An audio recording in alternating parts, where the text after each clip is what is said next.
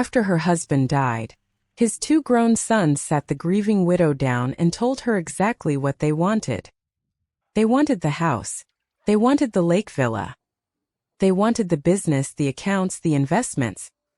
They wanted everything. Her own attorney begged her, in the strongest possible terms, to fight them. Instead, the woman who had spent 22 years as their stepmother folded her hands, looked the two men in the eye, and said, "Give it all to them." Everyone who heard it thought she had lost her mind. But at the final signing, as she calmly slid every property they had demanded across the table, the two brothers were smiling, gloating, certain they had won. They were still smiling right up until their own lawyer went pale, set the papers down with a trembling hand, and realized what they had actually just agreed to inherit. They thought they had taken everything from her. They had no idea what their father had buried beneath it. Before I begin, let me ask you to do something for me. Tell me, down in the comments, the name of the city you are listening from tonight, because it warms my heart to see just how far these stories travel across the world. And if your family has ever had a quiet one, someone they overlooked, someone they were certain they had figured out, then stay with me to the very end, because the moment these two greedy men learn what was waiting beneath the surface is a moment you will not soon forget. Now let me tell you the story. But first, let me show you what I pulled from my garden this morning.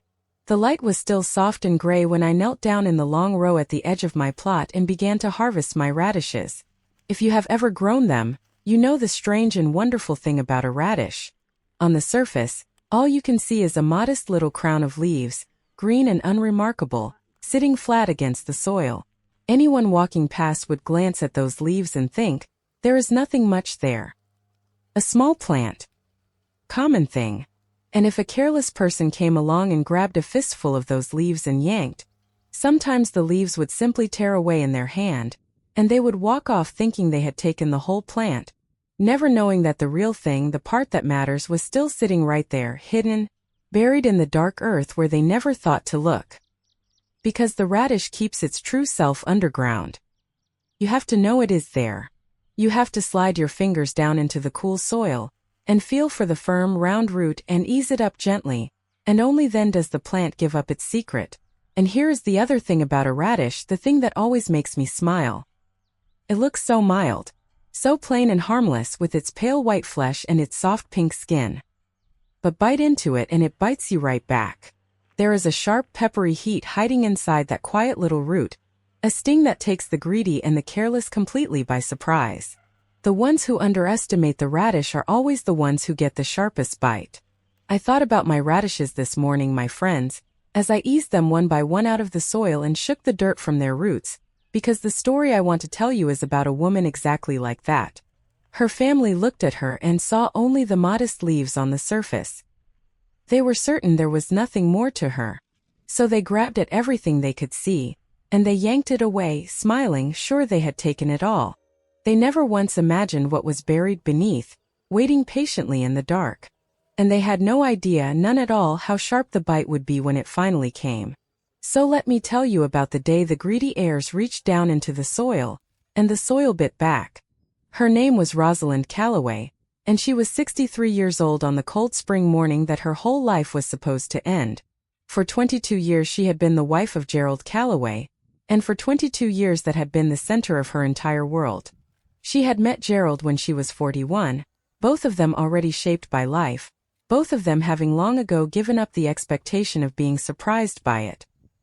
He was a quiet, watchful man, a businessman with a careful mind and a dry humor that took most people a while to notice, and he had looked at Rosalind across a crowded room at a friend's anniversary party and decided, he later told her, that she was the most interesting person he had ever seen. They were married within the year, and from the very beginning, the one shadow over their happiness had been the two boys. Gerald had been a widower when Rosalind met him.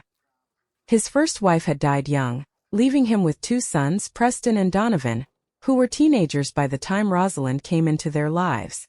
She had tried, God knows she had tried, in those early years. She had cooked for them and gone to their school events and sat up worrying when they stayed out too late, and she had never once tried to replace the mother they had lost, only to offer them something more, another person in the world who loved them. But the boys had decided, somewhere in their grief and their adolescence, that she was an intruder. A woman who had taken their father's attention and, in their minds, their rightful inheritance. They were never openly cruel in those years. Gerald would not have stood for that.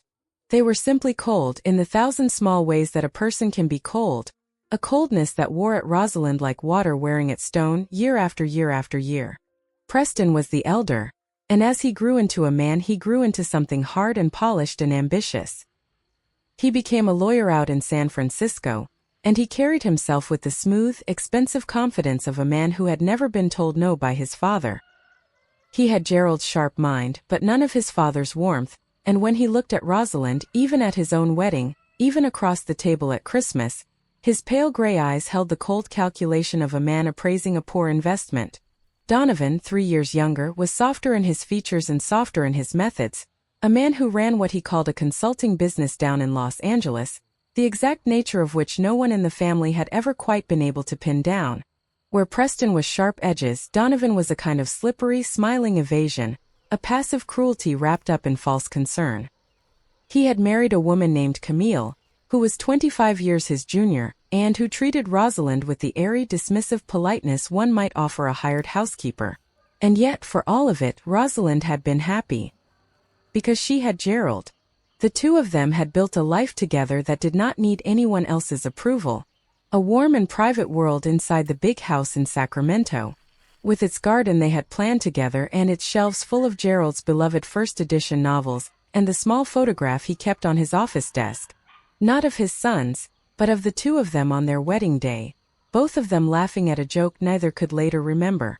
Gerald had always told her in his quiet certain way, that she would be taken care of. That she would never have to worry about her security, no matter what happened. You and I, he would say, resting his hand over hers, we are the whole story. The boys are just footnotes. She had believed him completely. She had no reason not to. Then came the illness. It arrived suddenly the way the worst things often do, and it moved fast. For 3 months, Rosalind lived inside the gray fluorescent world of hospital waiting rooms and treatment schedules, and impossible decisions about pain management. She slept in chairs beside Gerald's bed. She learned the names of every nurse on the ward. She held his hand through the long bad nights and she made herself smile for him through the longer days. And she did all of it alone. Because Preston, busy with his law practice out west, managed to fly in exactly twice. And Donovan, down in Los Angeles with his vague and important consulting, called on the phone now and then to ask, in his synthetically gentle voice, how things were progressing. During the months when it truly mattered, when their father was frightened and failing and needed his family around him, his sons were nowhere to be found. It was Rosalind, only ever Rosalind, who was there.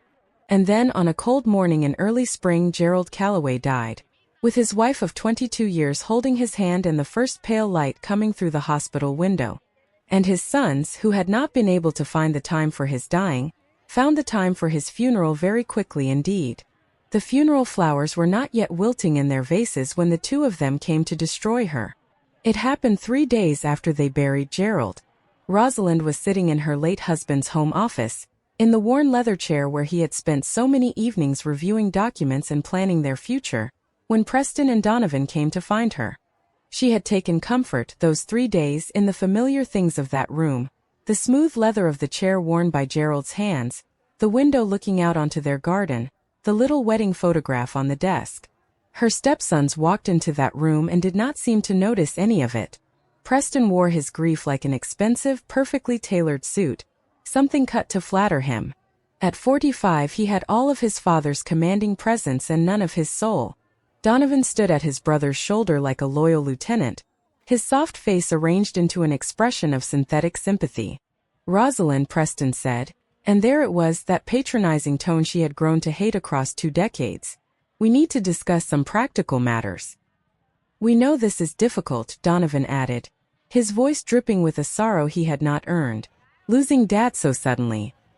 It has been so hard on all of us. Hard on all of us. As if either of them had sat in a single one of those hospital waiting rooms. As if either of them had held their father's hand in the dark. Rosalind looked at the two of them and felt something cold begin to settle in her stomach, because she knew these men, and she knew that tone, and she knew that whatever was coming had been carefully rehearsed. "What kind of practical matters?" she asked. Preston exchanged a look with his brother, that silent, excluding communication the two of them had perfected over decades of shared secrets. "The estate," he said simply. "Dad's assets. The properties, the business interests. We need to sort out how everything will be distributed." Rosalind's fingers tightened around the worn arms of Gerald's chair. "Gerald and I discussed this extensively," she said. "He assured me that everything was taken care of." "Well, yes," Donovan said, in the tone of a man explaining something obvious to a slow child. "Dad did make provisions. But perhaps he never explained to you the full complexity of the situation." And then Preston pulled a thick manila folder from his briefcase and set it down on Gerald's desk, on the very desk where her husband had kissed her goodbye every morning for 22 years, and he opened it with a kind of theatrical precision, and he began to read out the dismantling of her life. The will, he said, was quite clear. The house here in Sacramento, valued at roughly $850,000, would go to Preston and Donovan jointly. The villa at Lake Tahoe, worth around $750,000, also to them. The business assets, some $400,000, divided between the two of them as well. Each number landed on Rosalind like a physical blow. The house where she and Gerald had hosted every Christmas. The villa where they had honeymooned, where he had first told her he loved her. Gone and gone and gone. "And what about me?" she asked quietly. Donovan shifted, uncomfortable for just a moment. But Preston's expression never changed. "Well, naturally," he said, "there is the life insurance policy. $200,000. That should be more than sufficient for your needs going forward."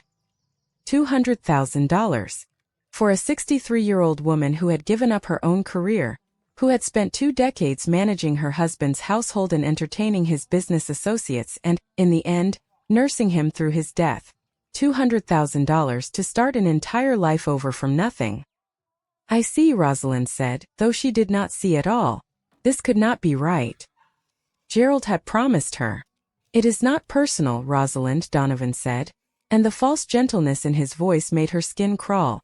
"It is just that Dad always intended for the family assets to stay within the bloodline. You understand? Bloodline.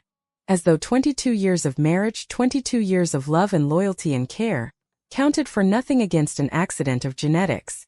Of course," Preston added smoothly, "we are not heartless. You may stay in the house for 30 days, while you make your arrangements. We think that is more than fair." But Preston was not quite finished. There was one more document in that folder, and when he drew it out, something in his manner made Rosalind look up sharply. "Dad accumulated some significant medical bills during his final illness," he said. "The insurance covered most of it, but there is still around $180,000 outstanding. And since you were his wife and made the medical decisions, the hospital and the doctors are looking to you for payment." The room seemed to tilt. $180,000 in debt, against the $200,000 they were so generously allowing her.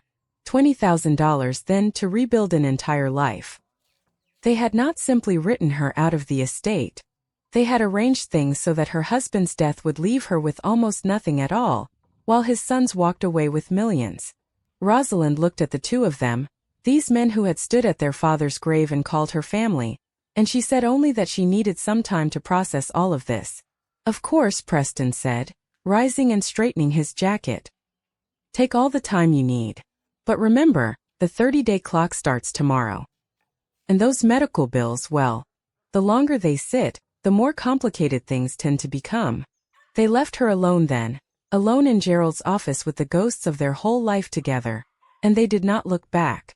Through the window, Rosalind watched the two brothers stop beside their cars in the driveway, their heads bent close together, and she understood that they were celebrating, dividing up their winnings, planning what they would do with their newfound wealth. Neither of them glanced once at the house where their father's widow sat alone among the ruins of everything she had known. And it was strange, but as she watched them drive away, the despair she had expected did not come. Something else took root instead, small at first, just a whisper at the back of her mind, but it grew with every passing moment. They thought they had won. They thought they had quietly erased her from Gerald's story, and reduced her to an inconvenience to be managed. What they could not possibly know was that Gerald Calloway had always been a far more careful and cunning man than either of his sons had ever realized. And that after 22 years of marriage, a good deal of that careful cunning had quietly rubbed off on his wife. That evening, alone in the silent house, Rosalind found herself sitting again at Gerald's desk, her hand drifting to the small drawer where he had always kept his personal things. And there, beneath a layer of old receipts and faded business cards, her fingers closed around something cold and unexpected. A small brass key worn smooth with handling. A key she had never seen before in her life, that fit no lock she could think of anywhere in that house. Gerald had kept it hidden, here, in the most private corner of his most private space. And as Rosalind held that little key up to the fading light, she felt, for the first time in 3 days, something that was not grief at all. It felt almost like a message. It felt like Gerald, reaching out to her from somewhere just beyond her sight, asking her to trust him one last time. Tomorrow, she decided, closing her fingers around the warm brass, she would find out exactly what this key unlocked. Tonight, she would let Preston and Donovan enjoy their victory. They had earned the right to enjoy it after all. They simply had no idea how short it was going to be. Howard Prescott had been Gerald Calloway's attorney for 15 years, and in all that time Rosalind had never seen the man look as uncomfortable as he did the next morning, sitting across from her in his polished downtown office. His usual composure was cracked, and beneath it she could see a genuinely troubled man. "Rosalind," he said, taking off his glasses and cleaning them for the 3rd time in 10 minutes, "I have to advise you, in the strongest possible terms, this is not the right decision." Outside the floor-to-ceiling windows of his 15th-floor office, the Sacramento River glittered in the morning sun, and somewhere in all those gleaming buildings Rosalind thought ordinary people were making rational decisions about their ordinary lives, and she envied them. "I understand your concerns, Howard," she said, her voice steadier than she felt. "But my mind is made up." He leaned forward, earnest. "You could fight this. The will has irregularities. There are real questions about Gerald's mental state during the final revision. We could contest it, delay probate, force Preston and Donovan to the negotiating table." He did not know, of course, that Rosalind had spent the previous night reading and rereading a neurologist's report proving that her husband's mind had been perfectly sharp to the very end. He did not know a great many things. How long would a contest take, she asked him. Months, Prescott admitted. Possibly years. But Rosalind, you would have a real chance. I knew Gerald, and this will, it does not match the man I knew. The man who spoke about you with such love. And during those months or years, she asked, what would I live on? Preston has made it very clear that the medical debts are my responsibility. $180,000, Howard. Even if I won, eventually I would be bankrupt long before then. Prescott's jaw tightened. Preston and Donovan are playing hardball, he said. But that is exactly why you should not give them what they want. They are counting on you being too intimidated, too exhausted, too grief-stricken to fight back. He studied her face. There is something about this whole situation that feels wrong to me, Rosalind. They are rushing you. Men do not typically push to finalize a probate this quickly unless they have some reason to worry. Unless they are afraid you might discover something. That thought had already occurred to Rosalind. In all the years she had known her stepsons, neither had ever been efficient or urgent about anything. Preston was methodical to a fault, and Donovan was positively leisurely. This sudden frantic push for a quick resolution was entirely out of character. But she let none of this show on her face. What if I simply gave them everything they want, she asked quietly. Prescott blinked. I am sorry, what? What if I signed whatever papers they need, transferred all my claims to the properties, waived everything, and walked away cleanly? How quickly could that be done? He stared at her for a long moment, his professional mask slipping to reveal real concern. Rosalind, you cannot be serious. You would be giving up every legal right you have. In 30 years of practice, I have never once had a client voluntarily walk away from a 7-figure inheritance. There has to be something I am missing here. There was indeed something he was missing, but she could not explain it to him, could not explain the strange certainty that had taken root in her since she found Gerald's hidden key. So she gave him the only answer she could. Because fighting would destroy me, Howard, she said. Even if I won, I would be a different woman by the end of it. Bitter, exhausted, hollowed out. Maybe it is better to accept what is offered and build something new. He argued with her for another half an hour, but in the end, defeated. He agreed to draft the releases, insisting only that he secure their written agreement to take on the medical debts from the estate, so that she would at least walk away with the full life insurance payout. Do not thank me, he said heavily as she rose to leave. I am about to help you make what may be the biggest mistake of your life. Rosalind only smiled and thanked him anyway, and walked out through the marble lobby with the little brass key warm in her purse, because she had no intention of making any mistake at all. She found the lock the key belonged to that very afternoon, and she found it almost by accident. She had been going through Gerald's wallet, the one the hospital had returned with his personal effects, when a small business card slipped out from behind his driver's license. First National Bank, it read, on J Street, with a handwritten number on the back. 379. The bank manager was a kind, soft-spoken woman named Ms. Halloran, who remembered Gerald from his occasional visits, and who led Rosalind down to the vault with appropriate sympathy. Mr. Calloway was very specific about this box, she said as they descended the marble steps. Only you and he ever had access to it. He opened it about 6 months ago. 6 months ago.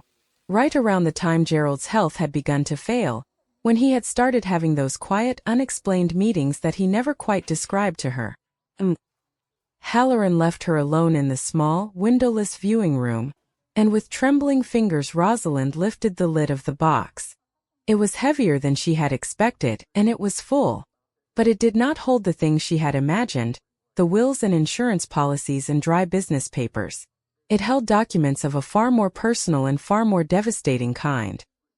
Letters. Printed emails. Financial statements. And what looked impossibly like surveillance reports. The first thing her eye fell on was a sealed envelope, marked in Gerald's own handwriting, for Rosalind, open only after reading everything else. She set that aside with great care, her heart pounding, and she began to read the rest. The next thing she lifted out was a printed email exchange, and as she read it, the blood slowly drained from her face. It was between Preston and a man named Crawford, dated 8 months earlier. Crawford, her stepson, had written, "Dad is getting worse, the doctors think he has maybe 6 months, we need to move faster on the transfer protocols, can you expedite the paperwork we discussed?" And the reply just as cold. Preston, I have prepared the documents as requested. Once your father signs, the business assets can be restructured under the shell companies we established, and the personal properties transferred immediately upon death. And then Preston again, the words that made Rosalind's hands begin to shake. What about the wife? And the answer? She will not be a problem. She does not understand the business side, and by the time she figures out what is happening, it will be too late. Dad trusts us completely. She had to read it twice before the full meaning settled into her.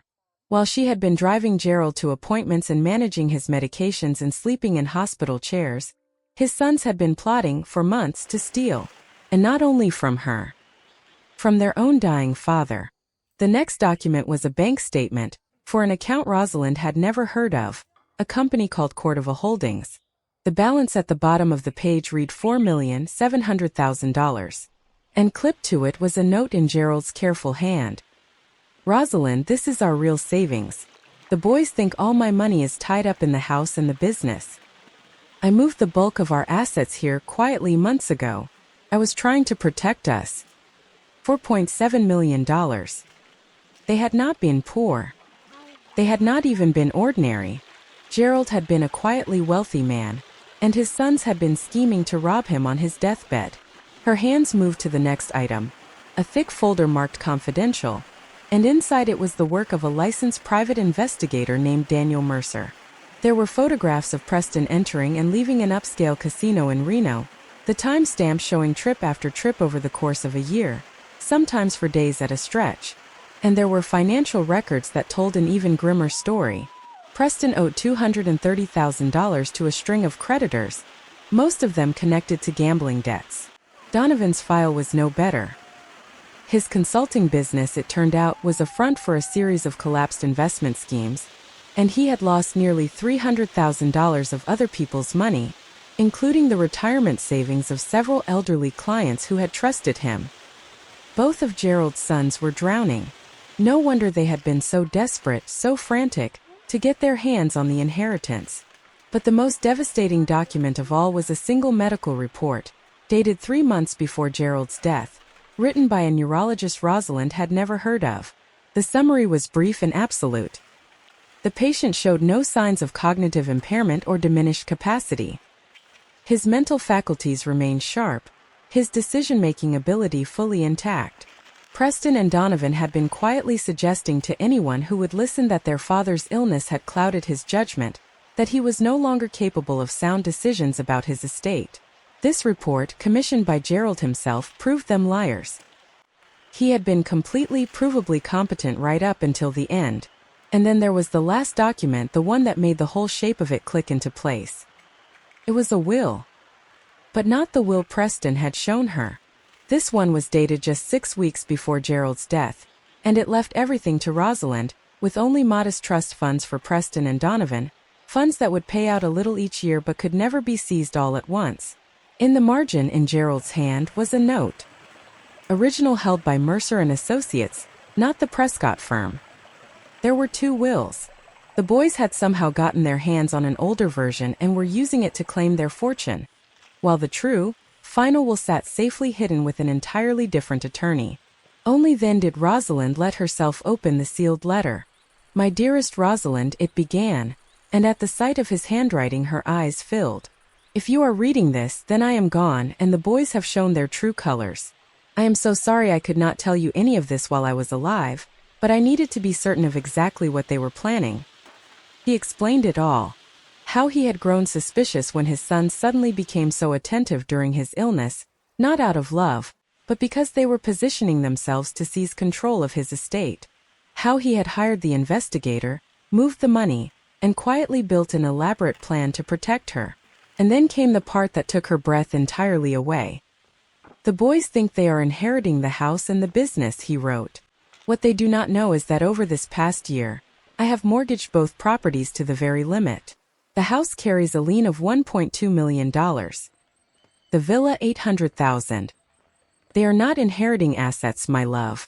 They are inheriting debt." He had given his greedy sons a poison pill, wrapped up in the shining paper of an inheritance. "The life insurance policy they mentioned is real," the letter went on, "but it is not for $200,000. It is for $500,000, and there is a second policy for $300,000 more, that the boys know nothing about. Howard Prescott was never meant to handle my estate. I dismissed his firm 2 months ago, though I never told him why. The boys must have convinced him to represent the family after I was gone." The final lines blurred as she read them.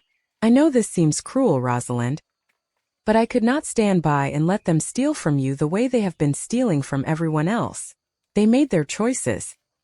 Now they must live with the consequences.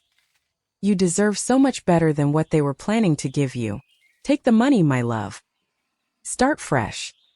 And do not look back. Always your Gerald." Clipped to the letter was a business card for Mercer and Associates, and a final instruction to contact them the moment she had finished reading. Rosalind sat alone in that small windowless room for nearly an hour, the documents spread before her, weeping not from despair but from something far more complicated, a grief and a gratitude and a slow, rising fire all tangled together. Gerald had not abandoned her. He had been protecting her the entire time, even from beyond the grave. And Preston and Donovan, the men who had called her family at the graveside, were nothing more than common thieves. But she was a careful woman, married for 22 years to a careful man, and before she did anything else, she decided to be certain. Because there was one piece of all this she could verify entirely on her own, one thread she could pull to test whether the whole tapestry was real. The next morning, instead of calling the investigator, Rosalind drove to the hospital where Gerald had died, and she walked into the billing office and she asked, as the grieving widow she truly was, for a complete and itemized accounting of everything still owed on her late husband's account. The young woman behind the desk typed for a moment, then frowned at her screen, then typed again. I am sorry, Mrs. Calloway, she said at last. I am not sure I understand the question. There is nothing owed on this account. The balance is zero. Rosalind kept her voice very calm and asked her to please check again, to be sure there were no outstanding bills, perhaps $180,000 in charges the insurance had not covered. The young woman checked again and shook her head. No, ma'am. Everything was covered by insurance, and the small remaining balance was paid in full some months ago. She looked a little closer at her screen. Paid by an electronic transfer, it says here, from a Cordova Holdings. There is nothing left to pay. I am so sorry for your loss. Rosalind thanked her and walked back out to her car, and sat for a moment in the quiet, and let it all settle into place. There was no medical debt. There had never been any medical debt. Gerald had quietly paid every cent of it himself, months before he died, from the very account his sons knew nothing about. The $180,000 Preston had used to frighten her, to make her feel trapped and worthless and desperate, was a complete and deliberate lie. They had invented a debt out of thin air and tried to crush her beneath it. And in doing so, without ever knowing it, they had told her exactly who they were. That afternoon, her phone rang with a number she did not recognize. Mrs. Calloway, said a soft, steady voice. This is Daniel Mercer of Mercer & Associates. I believe you may have found some documents that belong to my office. How did you know? She asked, settling slowly into Gerald's leather chair. Because your husband was very specific in his instructions, ma'am. If you ever opened that safety deposit box, I was to hear from you or reach out to you within 24 hours. We need to meet, Mrs. Calloway, as soon as you are able.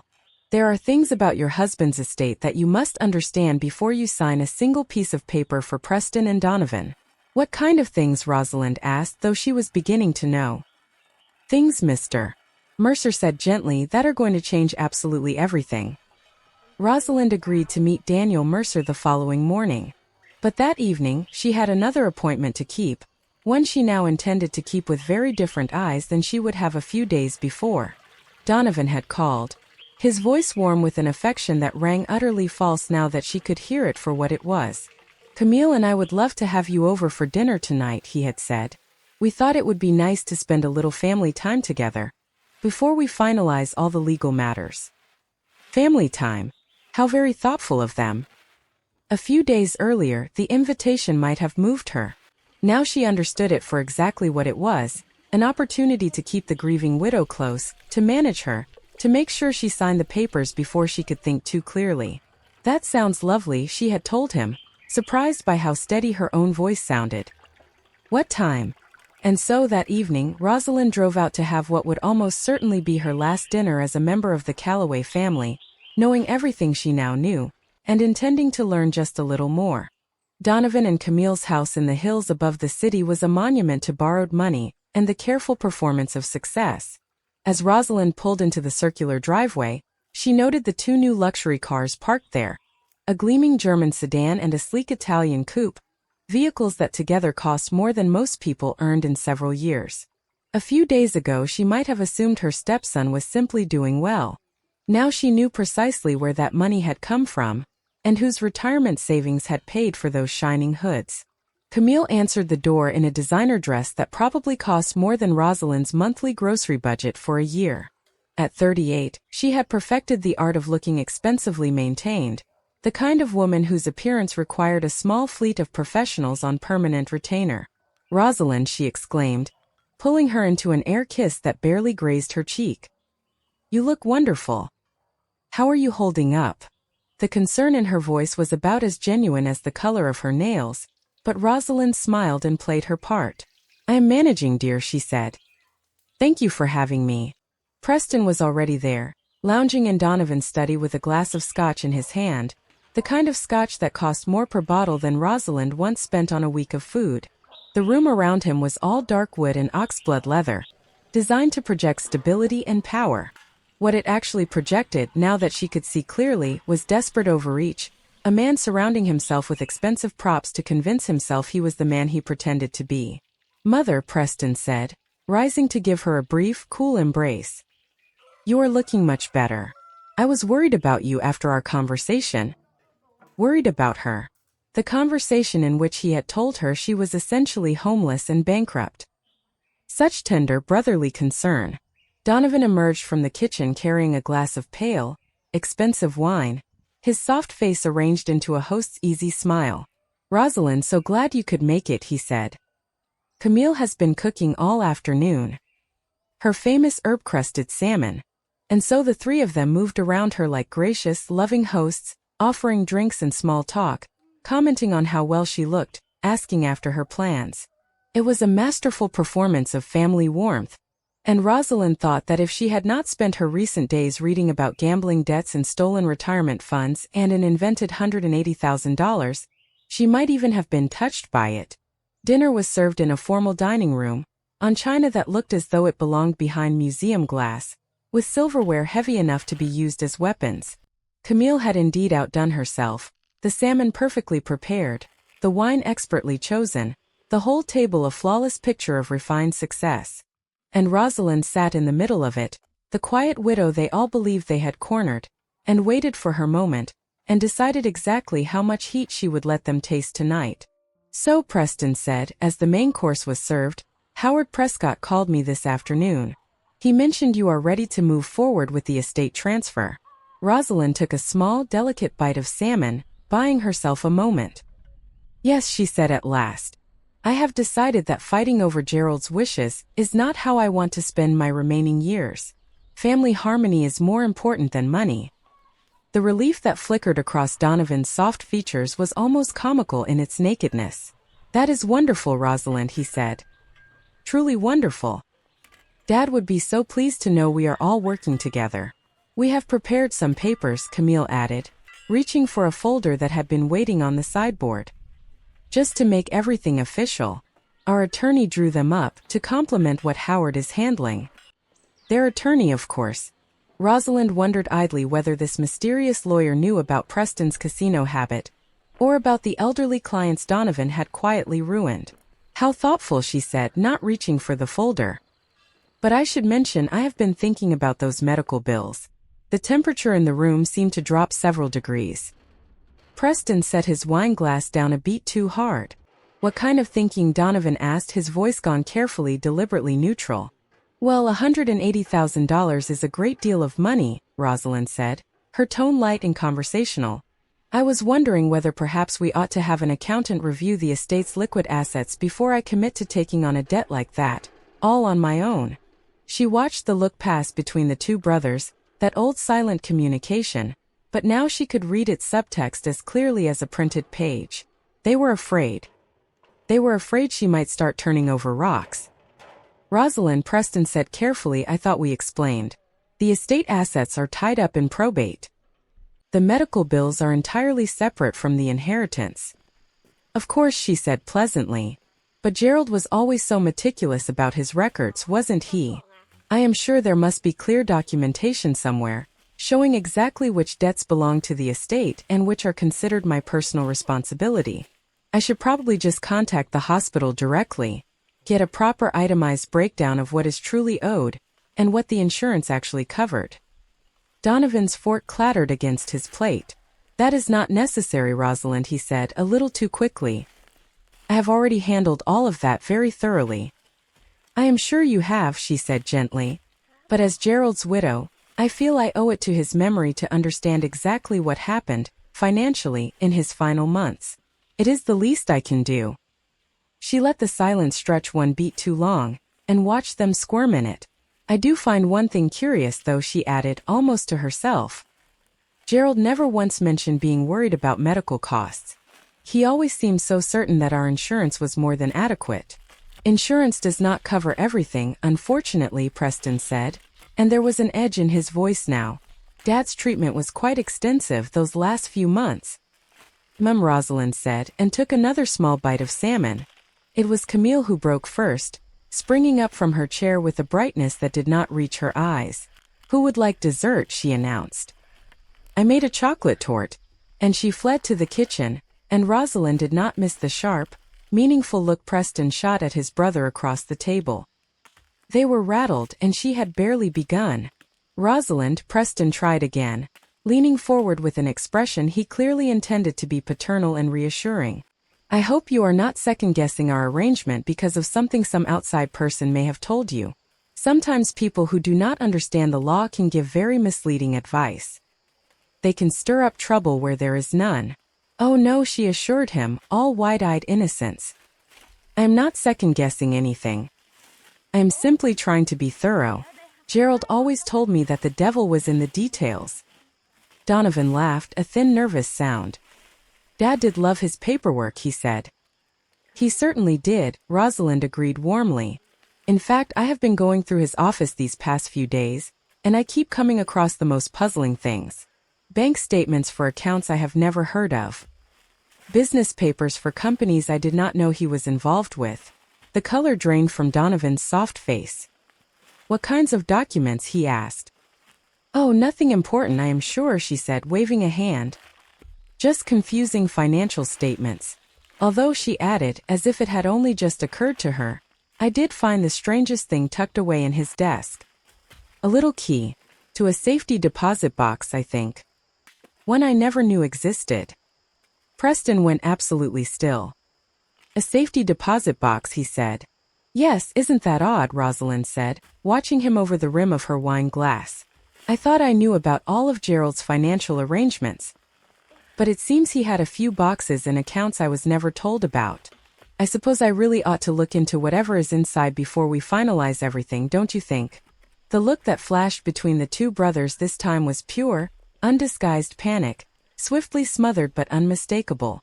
Mother, Preston said, his voice strained with the effort of sounding casual, you really should not trouble yourself with all that paperwork.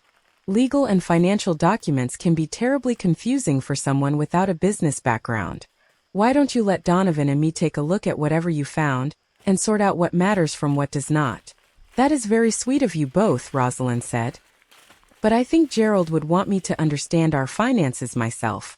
After all, she added, holding Preston's gaze, I will be managing entirely on my own from now on. Won't I? Camille returned with the tort, her smile looking rather strained as she served it, and the conversation lurched gratefully toward safer ground, the weather, Donovan's latest consulting project, Preston's law practice. But beneath the polite chatter, Rosalind could feel the tension humming like a live wire, and she savored every moment of it.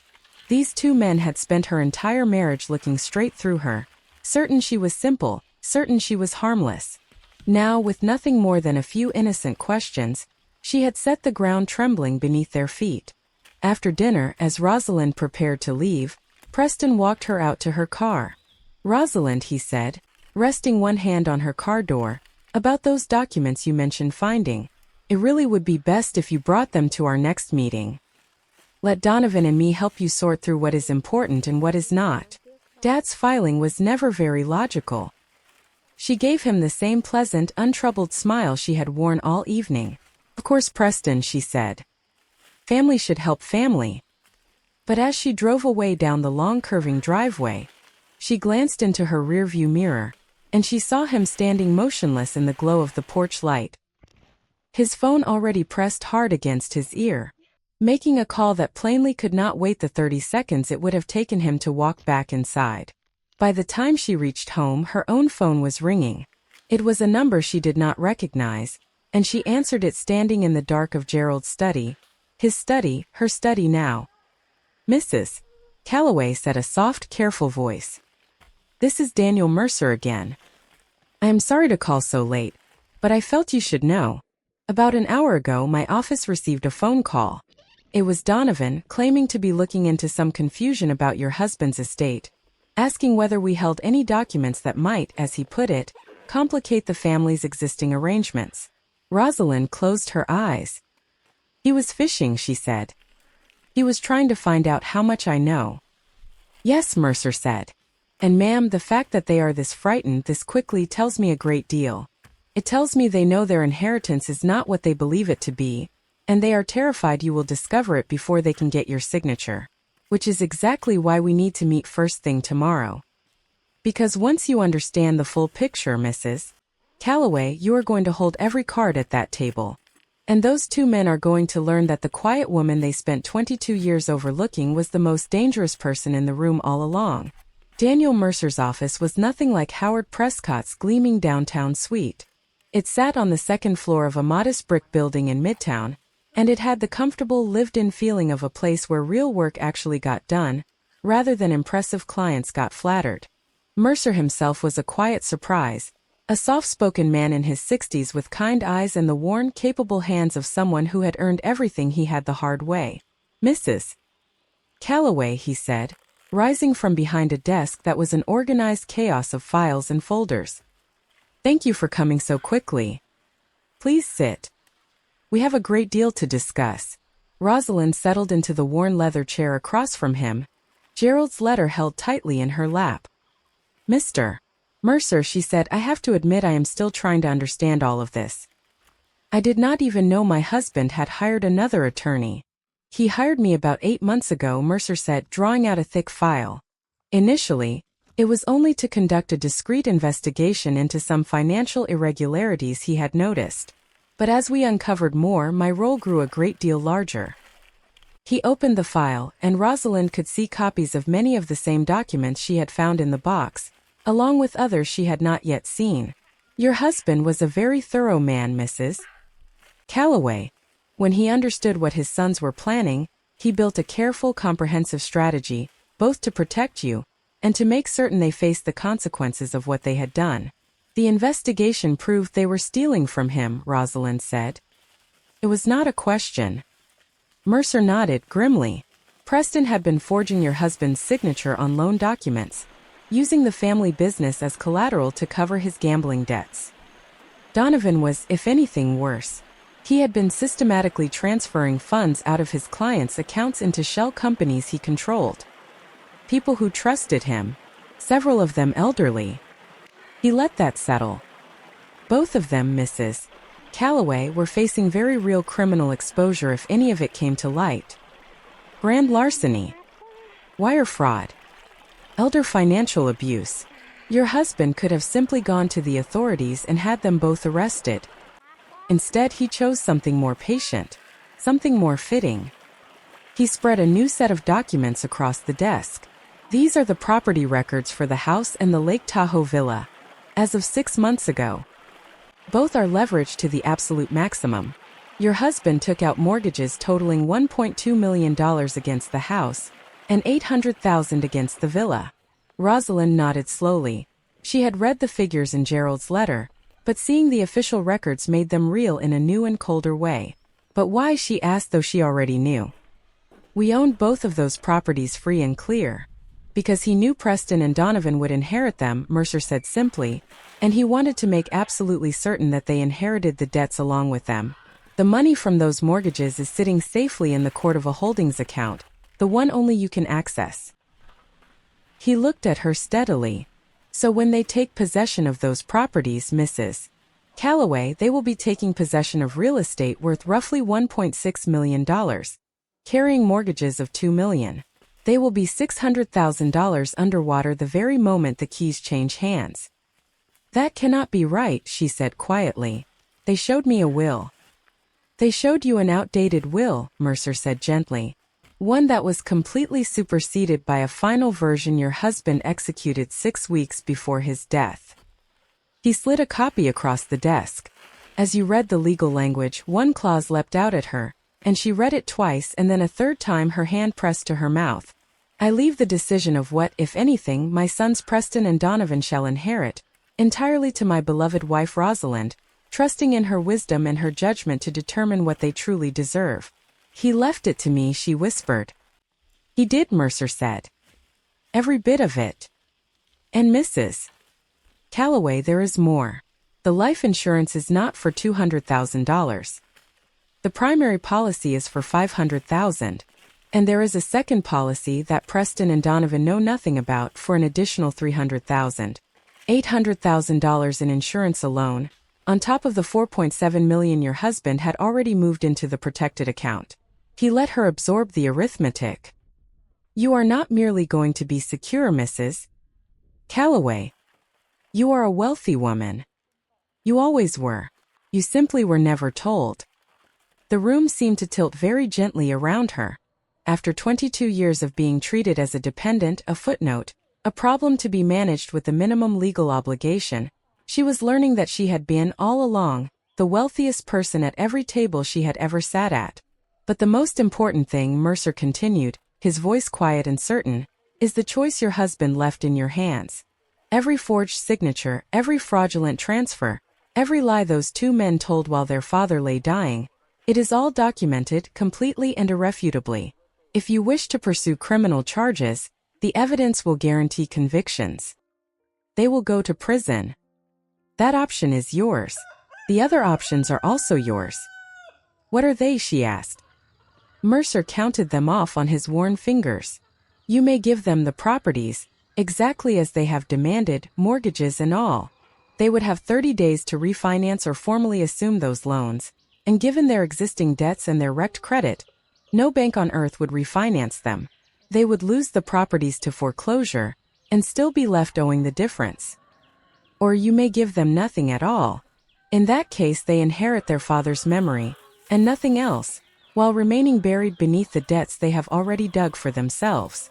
Or, he said again, you may hand the whole matter to the district attorney, and let the law decide their future for them. He folded his hands. Your husband did not make this decision for you, Mrs. Calloway, though he easily could have. He trusted you to make it. The question is what you believe they truly deserve. Before Rosalind could answer, her phone began to ring in her purse. Mercer glanced at it. You do not have to take that, he said. But the phone rang and rang, with a kind of frantic insistence, and after a moment she drew it out and saw Preston's name. Something in the relentlessness of it made her uneasy, and she answered. Rosalind, her stepson's voice came through tight and clipped, none of the smooth confidence left in it. We need to talk. There has been a development. What kind of development? She asked, keeping her own voice mild. Someone from a firm called Mercer and Associates contacted Donovan, Preston said. They are claiming to hold documents that supersede the will we have been working with. Rosalind, this is extremely concerning. We think someone may be trying to defraud the estate. To take advantage of you in your grief. She looked across the desk at Daniel Mercer, who was listening with one eyebrow raised and the faint, dry amusement of a man watching a trap spring exactly as designed. I do not understand, Preston, she said innocently. What sort of documents? Papers that do not make any sense, he said, the strain bleeding through every word. Listen to me, Mother. I think you should come to Howard Prescott's office tomorrow morning right away so that we can sort all of this out together, before you sign anything or make any decisions you might come to regret. Before any strangers can fill your head with nonsense. The urgency in his voice told her everything. They had begun to understand that their inheritance was not what they imagined, and they were scrambling, desperate to get her signature locked onto the releases before the ground could shift any further. I will be there, she said quietly. And she hung up. Over the next several hours, the pressure came at her from every direction, exactly as Mercer had predicted it would. The texts arrived in a steady, escalating stream. Preston first. Mother, please do not sign anything or speak with anyone from that firm until we have talked. These people do not have your interests at heart. Then Donovan, all synthetic worry. Rosalind, I am genuinely afraid someone is trying to manipulate you while you are vulnerable. Please be careful. We only want to protect you. And then, late in the evening, Camille, deploying the family weapon one more time. Rosalind, we are all family here. Whatever has happened, we can work through it together. Please do not let outsiders and strangers come between us now, when we need each other most. Family.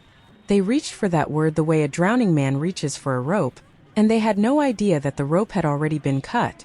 There was an aggressive edge underneath the pleading too, the first real flash of the teeth behind the smiles. Preston called once more, near midnight, and when she did not answer, he left a message, and his voice had changed. Rosalind, I need you to understand the seriousness of your position here, he said, the lawyer surfacing now, cold and precise. You were responsible for Dad's care and his medical decisions in those final months. If questions were to arise about how the estate was managed, about whether you may have, let us say, exerted improper influence over a sick man, That could become very complicated for you very quickly. We are trying to protect you from that. So I would strongly advise you to come to Howard's office tomorrow, sign the releases as we discussed, and let all of this be finished cleanly. It was a threat, thinly wrapped in concern. The threat of a man who had spent his whole life using the law as a weapon. He was trying to frighten the grieving widow into silence and surrender, the same way he had tried to crush her with an invented debt. Rosalind listened to the message twice, sitting in Gerald's chair in the dark, and she found that she felt no fear at all, only a cold, clean clarity. The next morning she called Daniel Mercer and played it for him. He listened in silence, and when it was finished, he let out a slow breath. That, he said, is a man who is very frightened. He is trying to intimidate you because intimidation is the only card he has ever needed before. But Mrs. Calloway, he cannot touch you. We have a neurologist's report proving your husband was entirely competent. We have his letter in his own hand, explaining the whole plan in his own words. We have the evidence of their crimes. If Preston wants to start making accusations about improper influence, he should think very hard about what we will be obligated to bring up in response. He paused. So here is my advice. Go to the meeting. Go to Prescott's office exactly as they have asked. Let them believe right up until the final moment that they have worn you down. Let them get out the releases, let them smile, and then give them precisely what they have been demanding this entire time. He will not understand what is happening until it is far too late. Bring me, and bring the deed, and bring Gerald's documents. We will end this in that room. Rosalind sat for a long while after she hung up, looking at the small wedding photograph on Gerald's desk, the two of them laughing at a forgotten joke. She thought about the choice her husband had left in her hands, the choice of what his sons truly deserved. She thought about Donovan's elderly clients, the retirees who had trusted him with everything and lost it. She thought about the invented $180,000, designed to leave her with $20,000 and a 30-day clock. She thought about all the years of being looked through and dismissed and now at the end threatened. And she made her decision. She would not send them to prison. Not because they did not deserve it, but because Gerald in his wisdom had built something better. Something that would let them destroy themselves with their own greed. The way the careless hand that grabs the radish leaves is left holding nothing but a fistful of wilting greens, while the sharp root waits, untouched beneath the soil. She would give Preston and Donovan exactly what they had asked for. Every property. Every acre. Every brick. She would hand it all across the table with a smile, just as they had once smiled at her. And she would let them find out in their own time precisely what they had won. She picked up her phone and sent Preston a single message. Of course, she wrote. I will be at Howard's office tomorrow morning. I am ready to sign whatever is needed, so that we can finally put all of this to rest. Then she set the phone down, and for the first time in many days, Rosalind Calloway slept soundly. The conference room at Howard Prescott's firm had never felt so small. Preston and Donovan sat together on one side of the long polished table, their faces pale but set, with Camille perched tensely beside her husband. Howard Prescott occupied the head of the table, looking more uncomfortable than Rosalind had ever seen him. And when she walked in, she did not walk in alone.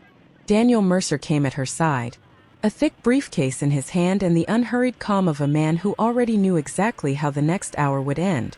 The brothers' eyes went to him, and Rosalind watched the first flicker of true fear cross Preston's polished face. Rosalind, Preston began before anyone else could speak, his voice pitched to sound reassuring and in control. We are so glad you came. This whole situation has become terribly confusing, and we just need to clear up some misunderstandings. What kind of misunderstandings? She asked, settling into her chair and folding her hands calmly in her lap. Donovan leaned in, his voice straining toward concern. Someone has been spreading misinformation about Dad's estate, he said. Claims about different wills. Hidden accounts. Things that simply do not make sense. We are very worried that unscrupulous people are trying to take advantage of you while you are grieving. Howard Prescott cleared his throat. Rosalind, I must admit that I am confused as well, he said. Mr. Mercer here claims to hold documents that supersede the will I have been working with. But Gerald never mentioned changing attorneys or creating new estate documents. In 15 years he never once went elsewhere. That is because Gerald no longer trusted you, Rosalind said quietly. The room went absolutely silent. Prescott's face flushed a deep red, and Preston and Donovan exchanged a look of pure panic. "Excuse me," Prescott said.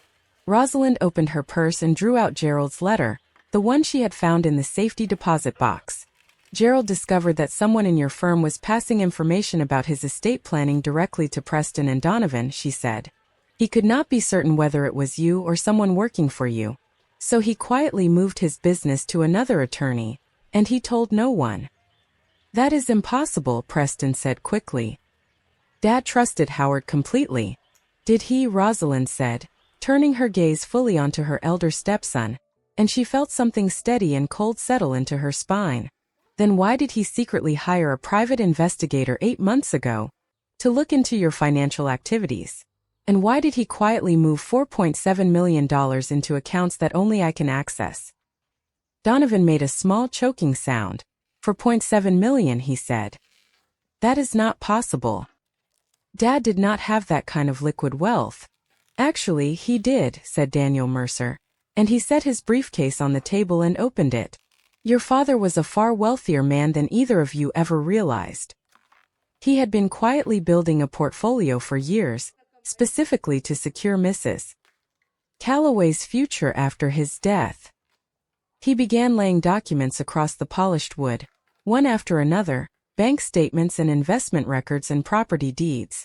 The house you believe you are inheriting carries a mortgage of $1.2 million. The villa at Lake Tahoe carries $800,000 in liens. Your father took out those loans deliberately, methodically, over the past year for one purpose: to make certain that any inheritance the two of you seized would come saddled with debt." Preston's face had gone from pale to a sick ashen gray. "You are lying," he said. "I am afraid not," Mercer continued, unruffled. "Your father documented everything very carefully, including your gambling debts, Preston, $230,000, owed to a string of creditors in Reno, and Donovan's investment schemes, which have cost his trusting clients nearly $300,000, several of them elderly people who handed him their entire retirements." "This is harassment," Donovan said, his voice cracking. "You cannot prove any of this." Mercer smiled faintly and drew out another folder. "Actually, I can," he said. "Bank records showing forged signatures on loan documents, wire transfer records proving embezzlement, and recorded telephone conversations in which the two of you discussed in detail how you would manipulate your father's estate while he lay dying in a hospital bed." The temperature in the room seemed to drop 10 degrees. Howard Prescott was staring at the spread of documents with the dawning horror of a man who has just understood, far too late, that he was made into a fool, used as a respectable face for a theft he never knew was happening. "Rosalind," Preston said, and now the desperation broke through openly, "surely you do not believe these fabrications. We are family. We love you." "Family," Rosalind repeated, and she let the word sit in the air a moment. "The way you loved me when you told me I would inherit $20,000 after 22 years of marriage. The way you loved me when you gave me 30 days to find somewhere else to live." She held Preston's eyes. "The way you loved me," she said, "when you invented a $180,000 medical debt to frighten me into submission. A debt that did not exist. A debt your father had quietly paid in full months before he died, from the very account you knew nothing about. I checked, Preston. I called the hospital myself. The balance was zero. You looked me in the eye 3 days after we buried your father, and you tried to crush me beneath a lie." Camille, who had been silent until now, suddenly spoke, her voice high and brittle. "This is all just a terrible misunderstanding," she said. "We can work this out. We can make adjustments." "Actually," Rosalind interrupted, "there is nothing to work out. The real will, the only legally binding one, leaves everything to me. And the choice of what, if anything, the two of you inherit is entirely mine." She reached into her purse and drew out one final document, and laid it on the table. "This is a gift deed," she said, "which I had prepared this morning. I am giving you exactly what you tried to give me. Preston snatched the document and read it, and Rosalind watched his face cycle through confusion, then dawning understanding, then a deep and absolute horror. You are giving us the house and the villa, Donovan said slowly, looking over his brother's shoulder. That is correct, Rosalind said. You will own properties worth approximately $1.6 million, carrying debts of $2 million, which leaves the two of you roughly $600,000 in the hole. Which seems, she added quietly, rather fitting, given your circumstances. You cannot do this, Preston said, but the conviction had drained entirely out of his voice. Actually, I can, Rosalind said. It is precisely what your father intended. He wanted the two of you to face the consequences of your own choices. Howard Prescott finally found his voice. Rosalind, he said, this is extremely irregular. Perhaps we should all take some time to consider the available options. No, Rosalind said, and the single firm word silenced the entire room. I have considered everything, Howard. Preston and Donovan can accept their inheritance exactly as it is being offered, or they can walk away with absolutely nothing. Those are their only two choices. And if we refuse, Donovan asked, his voice small. Daniel Mercer answered him. Then Mrs. Calloway will pursue criminal charges, he said evenly. Elder financial abuse. Grand larceny. Wire fraud. The evidence is overwhelming and fully documented. You would both be looking at a great deal of prison time. The silence that followed stretched on and on. Rosalind could almost see Preston's mind racing behind his eyes, hunting for an angle, a lever, some way to negotiate or manipulate his way free, the way he had always been able to before. But there was no angle left. Donovan simply looked defeated, hollowed out. At last Preston spoke, and his voice was barely above a whisper. What do you want from us? I want you to sign the papers, accepting the inheritance as it has been offered, Rosalind said. I want you to agree in writing never to contact me again, except through attorneys. And I want you to understand fully that this is what your father chose for you. Not out of hatred. He loved you both, more than you ever deserved.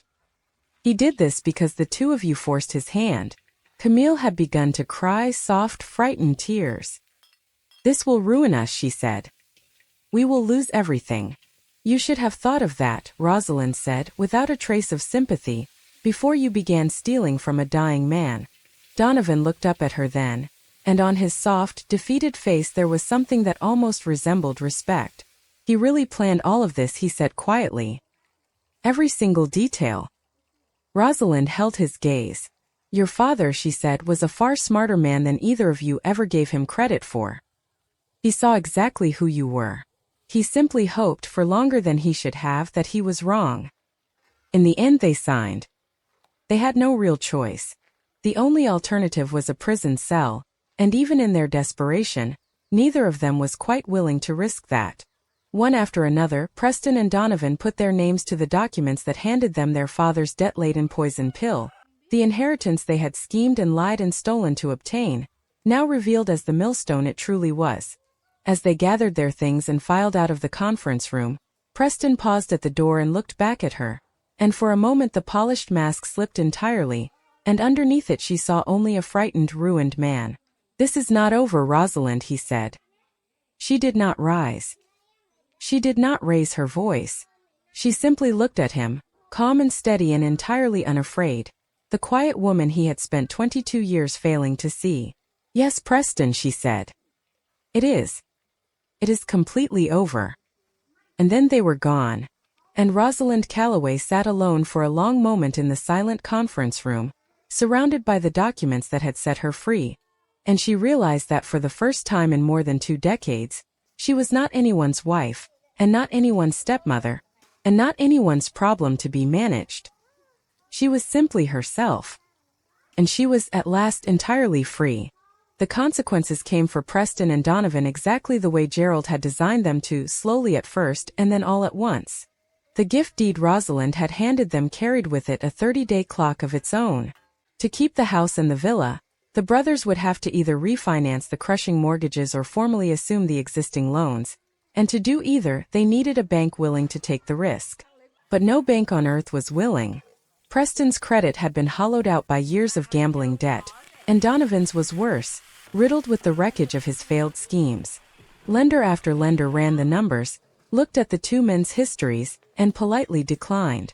The properties they had schemed and lied and stolen to inherit were sliding, day by day, toward foreclosure, and there was nothing either of them could do to stop it. Preston, being Preston, did not go quietly. In those first weeks he made a great deal of noise. He consulted other attorneys about contesting the new will, hunting for any crack, any technicality, any way to claw back the fortune he believed was his by right. But every lawyer he spoke to reached the same conclusion, once they understood the full picture. The final will was airtight, properly witnessed and notarized. The neurologist's report destroyed any claim that Gerald had been incompetent. And worst of all, from Preston's perspective, any serious challenge would force the whole matter into open court, where Daniel Mercer's documentation of forged signatures and fraudulent transfers would come spilling out into the public record. To fight for the inheritance, Preston would have to expose his own crimes. He was trapped inside a cage his father had built for him, and the more he struggled against the bars, the more he risked impaling himself on them. He made one last attempt to reach Rosalind, not directly, but through a lawyer, who contacted Mercer to float the idea of a settlement, some arrangement by which Rosalind might forgive a portion of the debt in exchange for the brothers quietly going away. Mercer relayed the message to her with the dry amusement of a man who had seen every kind of desperation. "They are asking whether you might be willing to soften the blow," he said. Rosalind thought about it for exactly as long as it took to remember the look on Preston's face when he told her she would inherit $20,000. "No," she said simply. "They asked for the estate. They demanded it. They threatened me for it. They may have it in full exactly as it stands." Mercer nodded. "I will tell them," he said, "that Mrs. Calloway has decided to honor their wishes completely." And that was the end of the negotiating.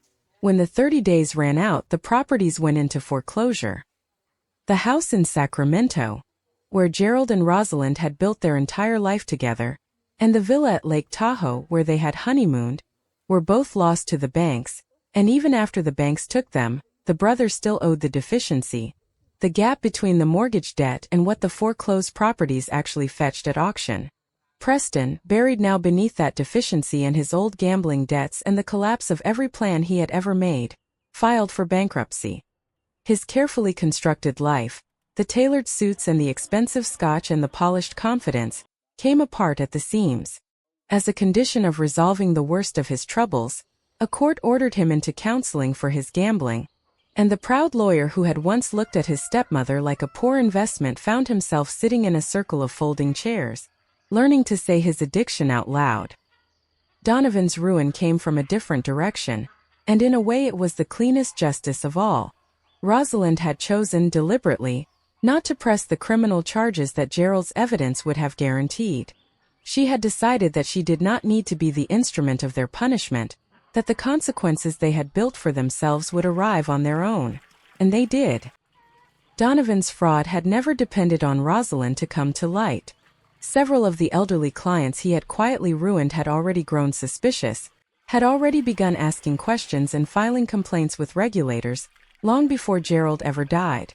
That slow machinery had been grinding toward Donovan the entire time, and now it caught him. His consulting business, the elegant front for a decade of theft, collapsed under the weight of investigations he could no longer outrun.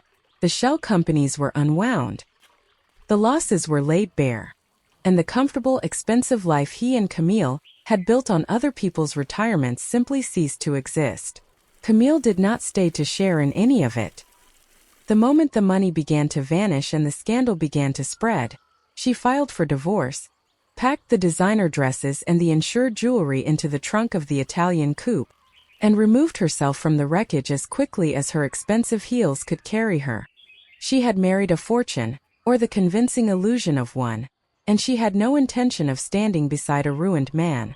When she tried later to sell some of the jewelry, she discovered that a good deal of it had been bought with stolen money, and that selling it was more complicated than she had imagined. Donovan, stripped of his wife, his business, and his false success, eventually moved back in with his elderly mother, and took a job as a night manager at a hotel near the airport, checking in weary travelers in the small hours of the morning. The man who had stolen the retirements of trusting strangers now spent his nights handing out keycards under fluorescent lights, and his days, presumably, wondering how it had all come undone. There was a quieter reckoning, too, for Howard Prescott. The discovery that he had been used, that his respectable firm had been turned into a convenient instrument for a theft he never understood, shook the man badly. A few weeks after the signing, he asked to meet with Rosalind, and when she came to his office, the polished composure was gone entirely. "I owe you an apology," he said, "and I am not sure the words are adequate.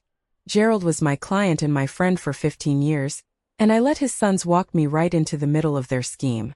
I never questioned the will they brought me. I never asked why he had not contacted me himself. I am ashamed." Rosalind studied him for a moment, and she found that she believed him. "You were not the architect of this, Howard," she said. "You were only another tool they thought they could use." Gerald knew the difference. That was why he never accused you of anything. He simply went elsewhere. It was not absolution exactly, but it was something, and Prescott took it with the quiet gratitude of a man who knew he had not earned more. While the brothers' lives unraveled, Rosalind set about the slow, strange work of claiming the life her husband had hidden away for her. With Daniel Mercer guiding her, she took possession of the Court of a Holdings account, the $4.7 million Gerald had quietly moved into the dark to keep it out of his son's reach. She filed the claims on the life insurance policies, the $500,000 policy they had lied to her about, and the secret $300,000 policy they had never known existed. When all of it was settled, when every account had cleared and every policy had paid, Rosalind Calloway, the woman who had been told she would inherit $20,000 and a mountain of invented debt, was worth nearly $5.5 million free and clear, accountable to no one. She was not merely secure. She was wealthy beyond anything she had ever imagined for herself. And the strangest part, she would later reflect, was how little the money itself meant to her in that moment, compared to what it represented. It was proof. Proof that Gerald had seen her. Proof that he had loved her enough to spend his final, dying months protecting her, planning for her, fighting for her from beyond his own grave. It was only when the legal storm had finally passed, when the signatures were dry and the accounts were settled and there was nothing left to manage, that Rosalind allowed herself at last to truly grieve. She had been running on cold clarity and quiet purpose since the day she found the brass key, and now, with the purpose fulfilled, the grief she had held at bay came rushing in. She drove out to the cemetery on a gray afternoon and sat beside Gerald's grave for a long time, and she read his letter again, the one that began, "My dearest Rosalind," and she let herself weep without restraint, not the sharp tears of the conference room, but something deeper and softer and more whole. "You were 10 steps ahead the entire time," she told him, tracing the letters of his name carved into the cold stone. "You always were. I just never knew how far ahead you were looking." She told him about the foreclosures and Preston's bankruptcy, and the look on Donovan's face when he finally understood. She told him she had not sent them to prison, and that she thought somehow he would have approved of that mercy, because even at the end, even knowing everything, he had not been able to hate his own sons. He had only refused to let them destroy her. She sat there until the light began to fail, and when she finally rose to leave, she felt lighter than she had in months, as though some great weight she had been carrying without realizing it had finally been set down in the grass beside his grave. She went home that evening to the big house in Sacramento, the house she had loved, the house she had now given away to the men who had tried to destroy her, and she walked through its quiet rooms one last time. The shelves of first edition novels. The window looking out on the garden she and Gerald had planned together. The home office with its worn leather chair and the small wedding photograph still sitting on the desk, the two of them laughing at a joke neither of them had ever been able to remember. The 30 days the brothers had so generously allowed her had not yet run out, but she found that she no longer wanted them. This house held a lifetime of love, but it also held the ghosts of the betrayal, and she understood, standing in the fading light of the office, that she could not begin a new life inside the shell of the old one.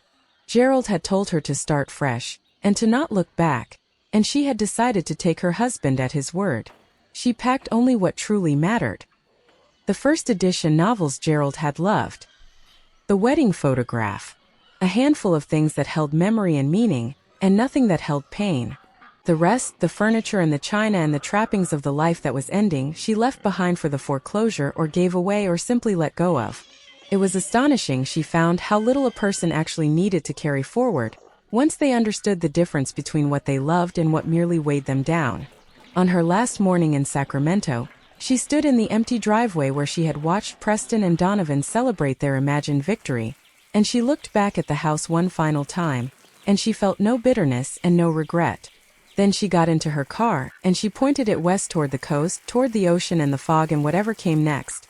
And she drove away from the entire life that had been chosen for her, and toward the first one she would ever choose entirely for herself. She found the cottage in Carmel, on a quiet lane above the sea, 3 months after she signed the gift deed that ended her old life. It was a small, weathered house with a shingled roof and windows that looked out over the gray Pacific, and from the moment she stepped through its door, Rosalind knew it was hers. She paid for it outright, $1.2 million in cash, and even after she had, there was more money left in her accounts than she could imagine spending in several lifetimes. It was a strange and almost dizzying feeling for a woman who had so recently been told she would have to start over on $20,000. This sudden total freedom from worry. But the cottage did not feel like a trophy or a fortress. It felt like a beginning. The house came with a garden, and the garden had been badly neglected by the previous owners, the beds choked with weeds, the roses gone wild and leggy, the herb patch long since surrendered to the grass.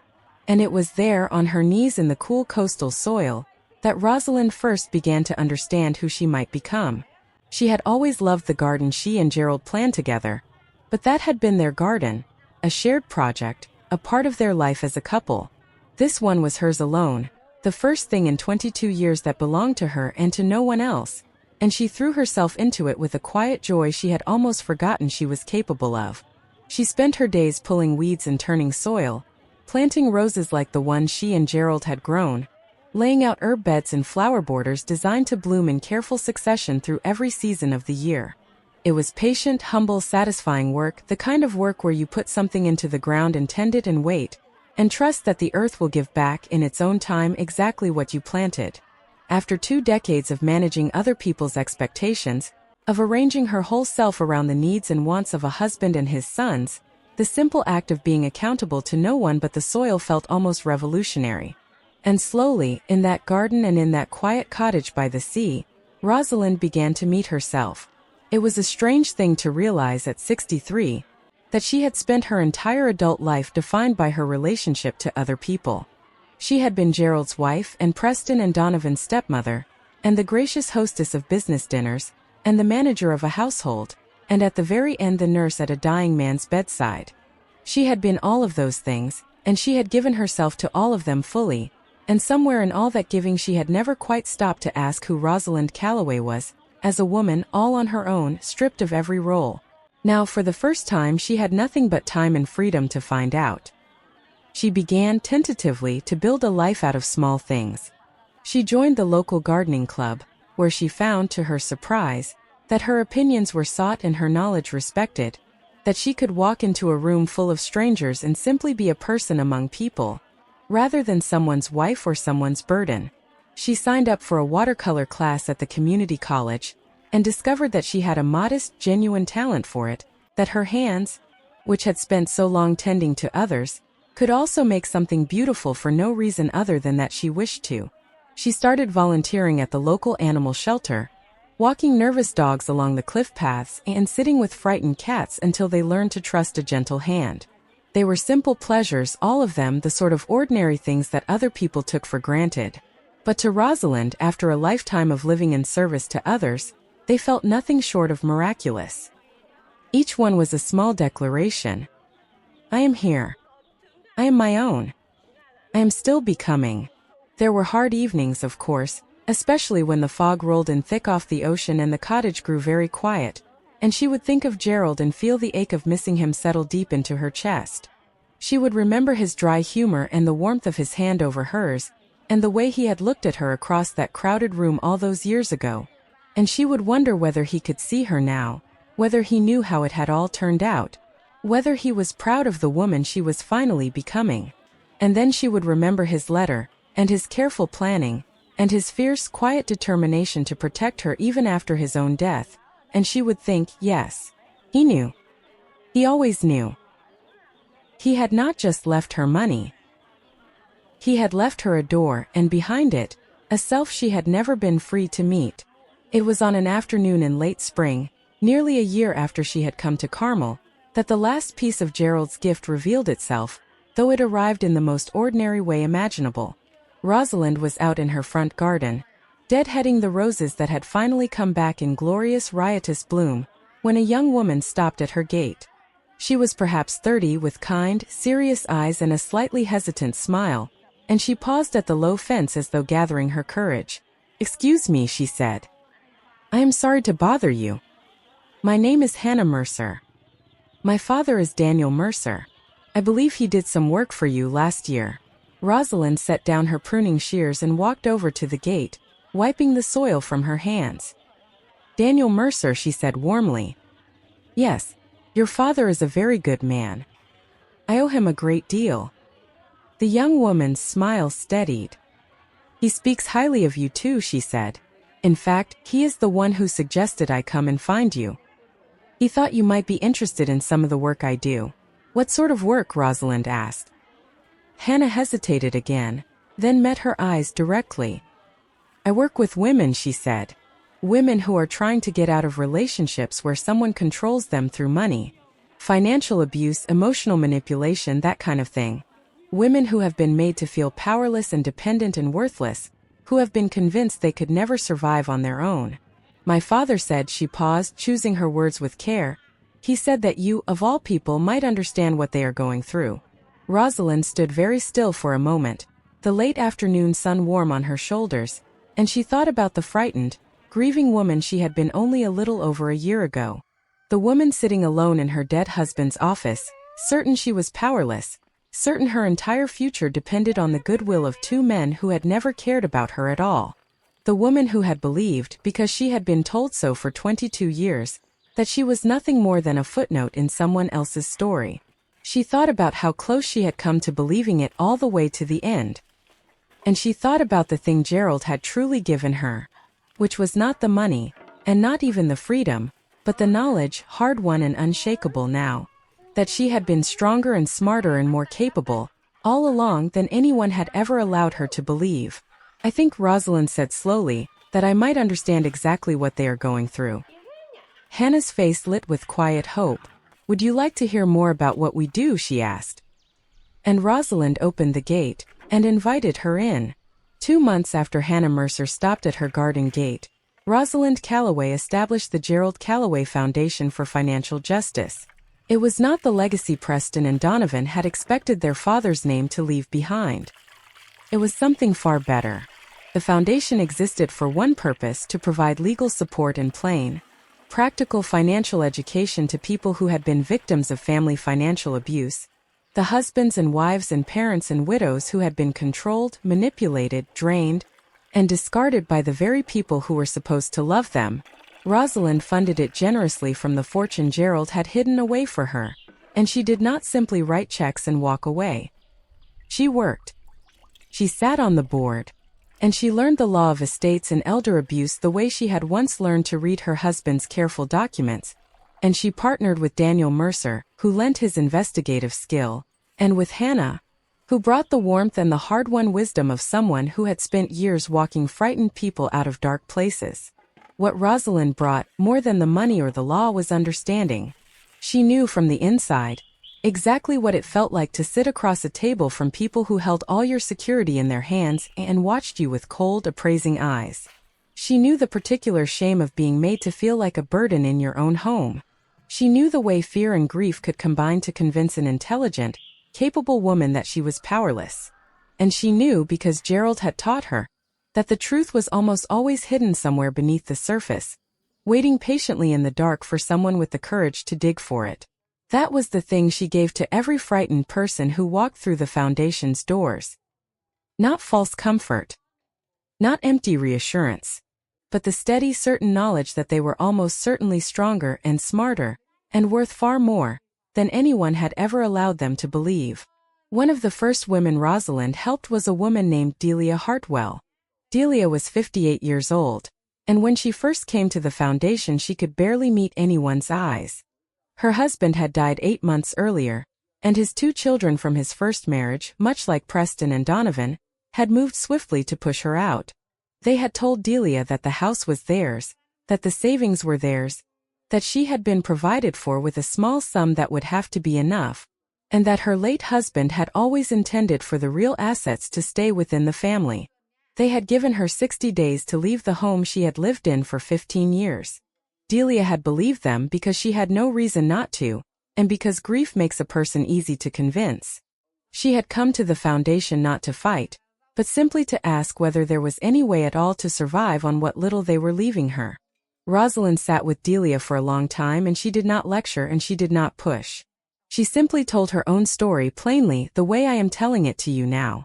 She told her about the leather chair and the manila folder and the invented medical debt.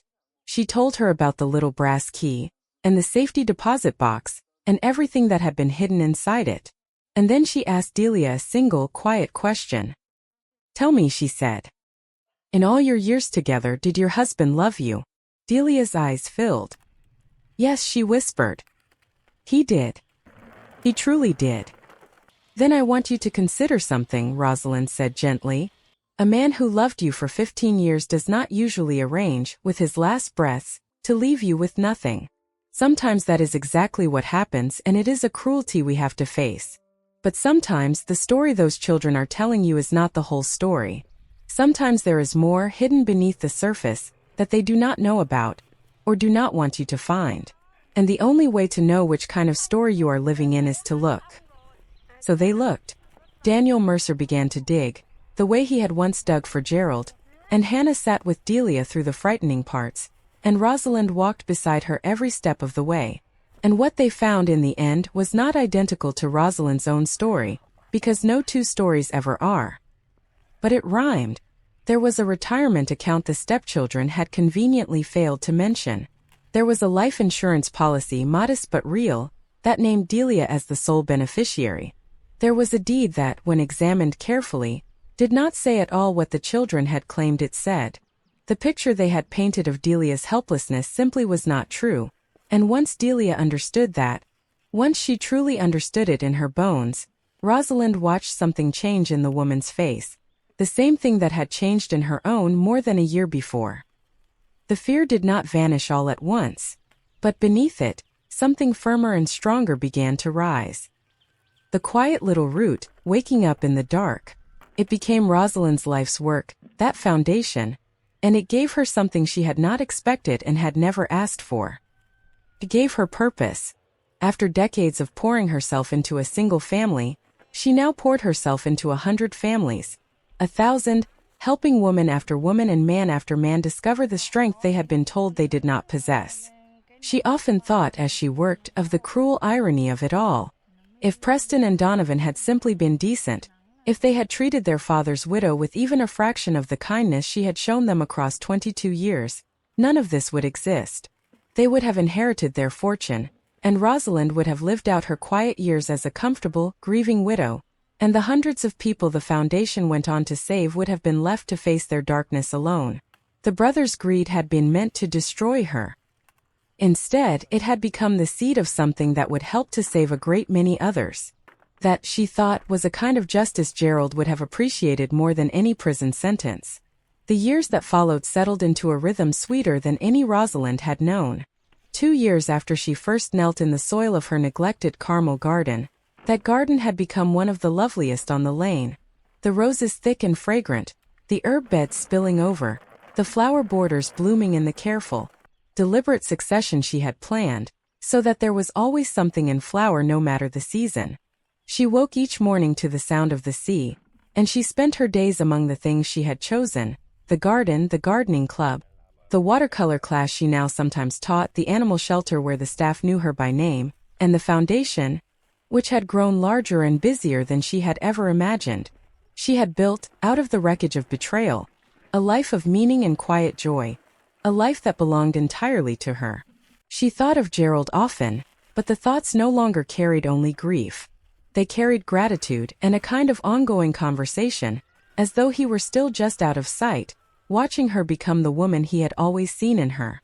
Sometimes, in the evenings, when the fog rolled in off the Pacific and wrapped the cottage in soft gray silence, she would sit by the window with a cup of tea and tell him about her day, about Delia, who was thriving now, about the new woman who had come to the foundation that week, about the roses, about the watercolor she was working on.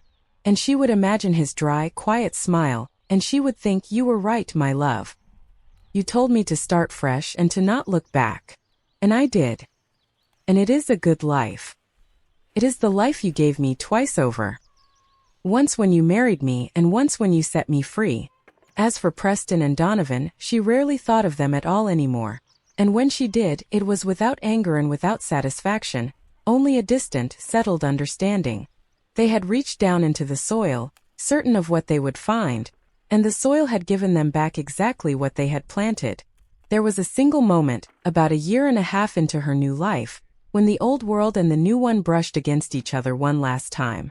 Rosalind had flown up to the Bay Area for a foundation matter, a conference on elder financial protection where she had been asked to speak, and her flight home had been delayed, and so she found herself, late one evening, checking into a hotel near the airport to wait out the night.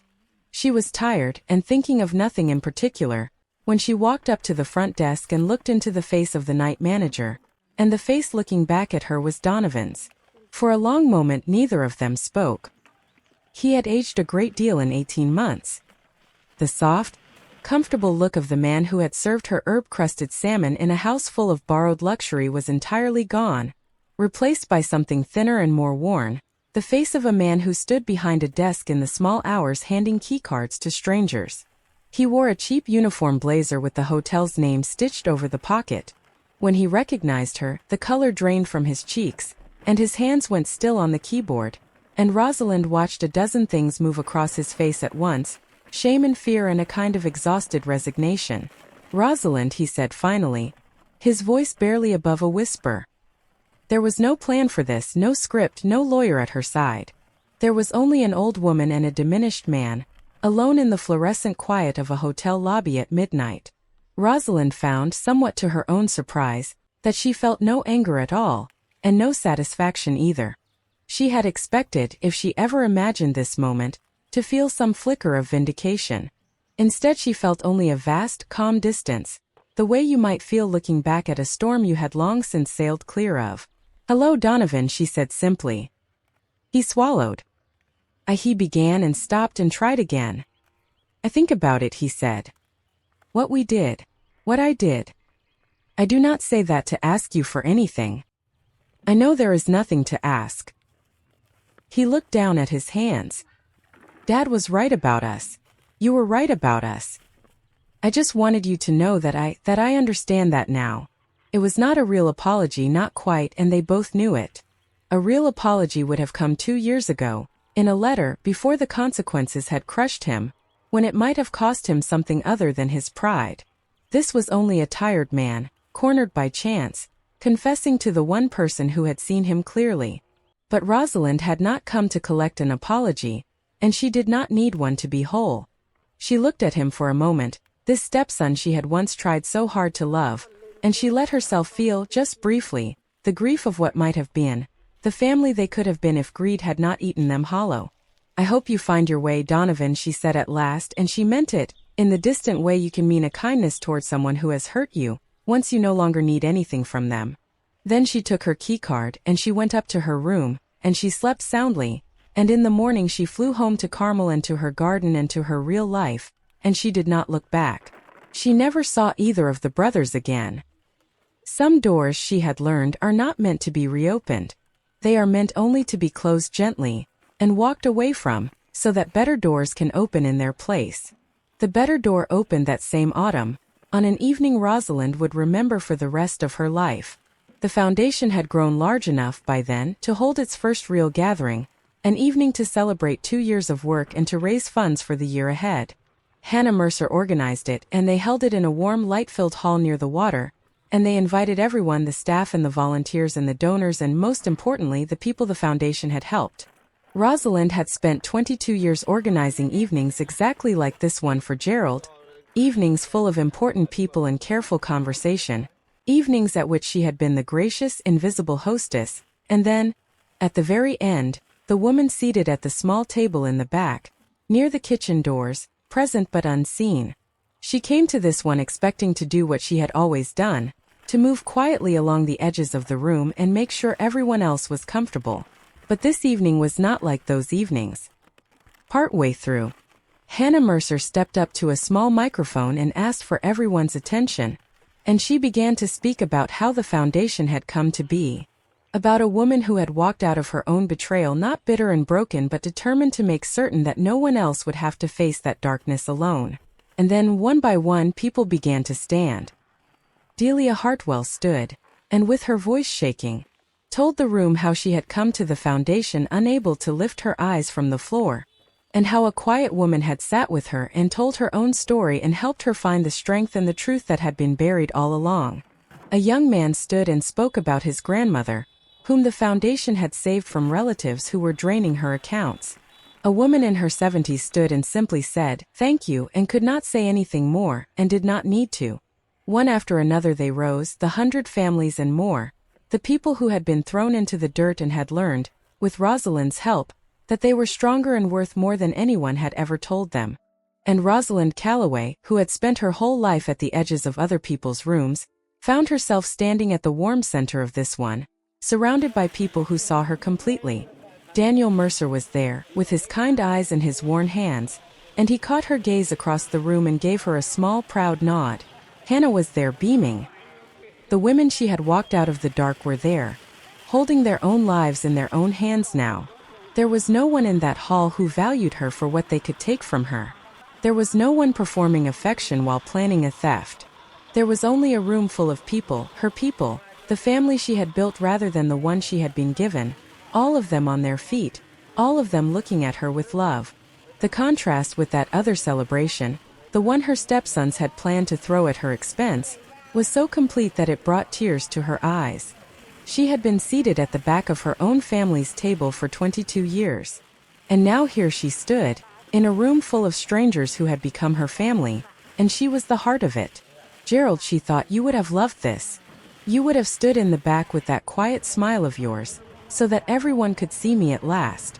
The applause went on for a long time, and Rosalind let it wash over her, and for the first time in her entire life, she did not deflect it or shrink from it, or pass it along to someone else.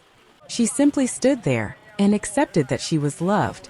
In the months after that evening, the foundation became something larger than even Rosalind had imagined. With the funds raised that night, she launched a program close to her own heart, a series of free workshops that taught ordinary people, mostly women, mostly older, the very skills that had saved her own life. She called the program Beneath the Surface, and she taught many of the early classes herself, standing at the front of a small bright room with a stack of plain documents in her hand. She showed them how to read a will, how to recognize the difference between a real signature and a forged one, how to follow money through accounts and shell companies and quiet diversions, how to notice when someone was rushing them toward a decision and ask calmly why. But more than any of the technical things, she taught them the lesson Gerald had taught her without ever meaning to. She taught them to look. To never simply accept the story they were handed by the people who profited from their belief in it. To understand that the truth, when someone is working hard to hide it, is almost always buried somewhere just beneath the surface, waiting in the dark for the one person brave enough and patient enough to dig for it. The first time someone came back to tell her that the program had worked, that a woman had sat through one of Rosalind's workshops and then gone home and found, in a forgotten file, the very document that would protect her, Rosalind had to step out into the hallway to compose herself, because she understood in that moment exactly what she had become. She was no longer the frightened widow in the leather chair, listening to two men explain why she was owed nothing. She was the woman who stood at the front of the room now, handing other frightened people the key to their own locked boxes, the key Gerald had once handed to her. The brass key in her late husband's drawer had unlocked a great deal more than a vault at a bank on J Street. It had unlocked a version of Rosalind Calloway that no one, least of all Rosalind herself, had ever known was there. And now she spent her days handing copies of that same key, one by one, to everyone who needed one. It was, she often thought, the truest inheritance Gerald had left her. Not the money in the protected account. Not the insurance or the freedom or the cottage by the sea. But the knowledge, passed from his careful mind to hers and now from hers to 100 others, that the quiet ones, the overlooked ones, the ones the world is so quick to bury, carry a strength beneath the surface that can change not only their own lives, but the lives of everyone they reach in turn. On the second anniversary of Gerald's death, Rosalind drove the long coast road back to Sacramento, to the cemetery on the hill, and she brought with her a small bundle wrapped in damp cloth, cuttings from the roses in her own garden, the descendants of the very roses she and Gerald had once grown together. She knelt beside his grave and planted them carefully in the soft earth, pressing the soil down around them with her bare hands, and she sat with him for a long while in the morning quiet. She told him everything as she always did. She told him the foundation had just helped its 100th family, and that they had held a small celebration the week before, and that Delia Hartwell, who 2 years ago could not lift her eyes from the floor, now volunteered there 3 days a week, sitting with newly frightened women and telling them gently that they were stronger than they knew. The kindness she had been given had become a kindness she gave to others, and that, Rosalind thought, was how the good things were supposed to move through the world, hand to hand, root to root, season after season. She told him too about his sons because she felt he would want to know, and because she had long since made her peace with it. Word reached her now and then, through Daniel Mercer or the slow current of the grapevine. Preston was still in his counseling, still managing the gambling the way a man manages a chronic illness, one careful day at a time, working in some modest legal capacity far below the heights he had once imagined for himself. Donovan was still at the airport hotel, still living with his aging mother, his expensive marriage and his elegant frauds long since dissolved. Neither of them had ever reached out to Rosalind. There had been no letter, no phone call, no apology, not once in 2 years. That door, which she had left only the smallest crack open in her heart, had stayed firmly shut, and she had stopped waiting for it to move. She felt no triumph in their diminished lives, and no guilt either. She felt only the quiet, settled understanding of a woman who has watched a long account come due. They had planted what they planted. The harvest was their own. When she had finished telling Gerald everything, she sat in the grass with her soil-stained hands in her lap, and she looked out over the quiet rows of stones, and she felt the strangest thing of all. She felt happy. Not the fragile, dependent happiness she had known as Gerald's wife, real as that had been, but a deeper and sturdier happiness that grew up from inside her own self, a happiness that did not need anyone's permission, and could not be taken away by anyone's cruelty. She was 65 years old now. She had been overlooked and dismissed and lied to and threatened, and she had been certain, for one terrible stretch of days, that her life was over, and instead it had only just begun. She rose and brushed the grass from her skirt, and pressed 2 fingers to the cool stone of her husband's name, and she drove home to her cottage by the sea, where the roses were blooming and a new woman was coming to the foundation in the morning, and where her own life, the first one she had ever truly chosen, was waiting for her. And that, my friends, is where Rosalind's story comes to rest. But before I send you back into your evening, I want to leave you with what her story has to teach us, the same lesson I carry in from my garden with every basket of radishes I pull from the soil. The world is full of people who will decide who you are after a single careless glance, and who will never trouble themselves to look again. They will see the modest leaves on the surface and conclude there is nothing more to you. They will measure you by your quietness, by your kindness, by your willingness to give, and they will mistake all of those things for weakness. They did it to Rosalind for 22 years. And the thing I most want you to remember on the days when someone does it to you is this: their certainty about your smallness is not the truth. It is only the measure of their own blindness. The worth you carry does not disappear simply because someone refuses to dig down and find it. It waits, patient and whole, beneath the surface, in the dark, exactly where the careless will never think to look. Do not let the people who value you only for what they can take from you ever be the ones who tell you what you are worth. Keep your eyes open the way Rosalind learned to. Look beneath the surface of the story you are being told, because the truth is so often buried there, waiting for someone brave enough to dig. And understand that being underestimated, painful as it is, can also be a strange and powerful gift, because the ones who never see you coming are the ones you can surprise most completely. Rosalind chose not to send those two men to prison, and I want you to notice that because mercy, real mercy, is not weakness either. It is its own kind of strength, the strength of a person who no longer needs revenge to feel whole. She simply stepped aside and let them reap the exact harvest they had spent so many years planting. Because in the end, the soil keeps an honest ledger. You truly cannot plant greed and cruelty and expect to gather loyalty and love. We harvest what we sow, every one of us. And the quiet ones who were thrown away into the dirt have a way of becoming the very people that everyone else must one day answer to.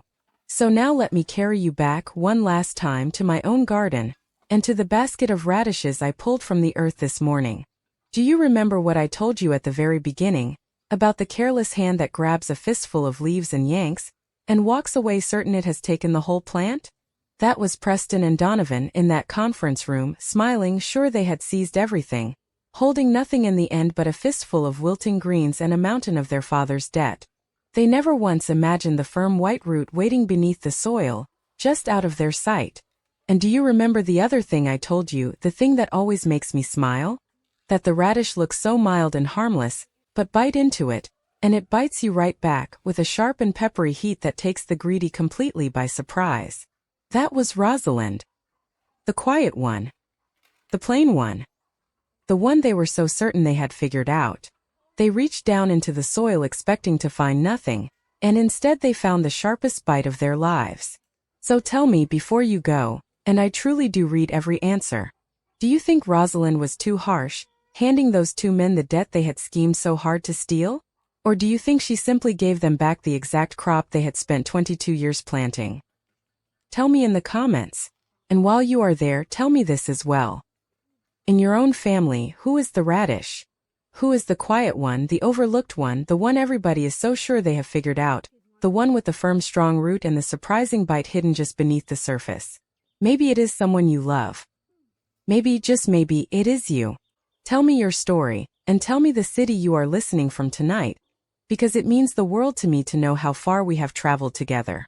If this story moved you, do an old gardener a kindness, and leave a like so that someone else who needs it can find it too.